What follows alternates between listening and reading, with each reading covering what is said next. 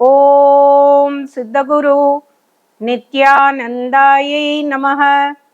ஓம் சித்தகுரு நித்யானந்தாயை நமः.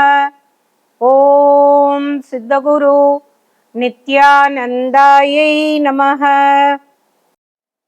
இன்னைக்கு நம்ம பார்க்க போற தகவல் என்ன அப்படின்னா, இந்த இஷ்ல முடிகிற பெயர்கள் சதீஷ், ரமேஷ், கிரீஷ், விக்னேஷ் அப்படி அந்த இஷ்ல முடிகிற பெயர்கள் ரொம்ப வெற்றி பெறல அப்படிங்கிற ஒரு கருத்து நியூமரோலாஜிஸ்ட் எல்லாருமே சொல்றாங்க. எல்லாருக்குமே அந்த கருத்து இருக்கு. இது வெறும் இஷ்ல முடிகிற மாதிரி இருந்தா அது சரியா இல்லைன்னு. வெறும் சதீஷ் அப்படின்னு வச்சாதான் சரியா இல்லை. இப்ப சதீஷ் குமார் அப்படின்னு இருந்தா தப்பு இல்லை.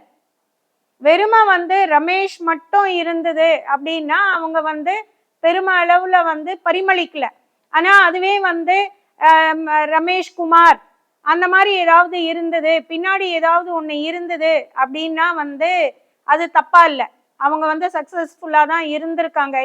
கிரீஷ் கர்நாட் கூட நம்ம ஒரு சக்சஸ்ஃபுல் நேம் தான். அதனால நீங்க நிச்சயமா கேட்பீங்க, கிரீஷ் தானே அவர் எப்பயுமே கிரீஷ் கர்நாடா தானே இருந்திருக்கு. அந்த கிரீஷோட நிக்க கூடாது.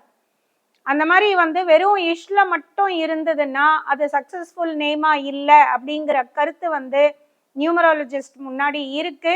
அதனால அந்த மாதிரி நேமா இருந்ததுன்னா கூட ஏதாவது நீங்க ஆட் பண்ணிக்கணும் அப்படின்னா பண்ணிக்கோங்க. இந்த வீடியோ உங்களுக்கு பிடிச்சிருந்தா லைக் பண்ணுங்க, ஷேர் பண்ணுங்க, கமெண்ட் பண்ணுங்க, மறக்காம சப்ஸ்கிரைப் பண்ணிடுங்க, அந்த பெல் பட்டனையும் கிளிக் பண்ணுங்க.